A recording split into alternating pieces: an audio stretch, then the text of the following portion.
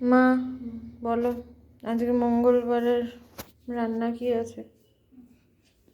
এখানে রয়েছে ভাত, এখানে রয়েছে আটা রুটি। আমরা আজকে আর কিছু করিনি, কারণ আমাদের বাড়িতে খুব অসুস্থ মানুষ। আমাদের এখন মাথার উপরে প্রচুর চিন্তা ভাবনা, এখন মাথার ঠিক নেই। তাছাড়া তোমরা কেউ দেখো না আমার রান্না, ওই জন্য আমার ভালো লাগে না রোজ রোজ তোমাদের দেখাই। এই যে এখানে রয়েছে, তাও দেখাচ্ছি তোমাদের।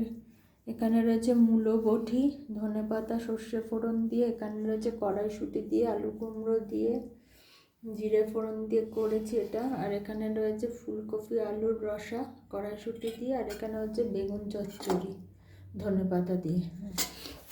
এই হলো আজকের মেনু। যদি ভালো লাগে তাহলে অবশ্যই লাইক শেয়ার কমেন্ট করো, আর আমার চ্যানেলটাকে প্লিজ একটু সাবস্ক্রাইব করো।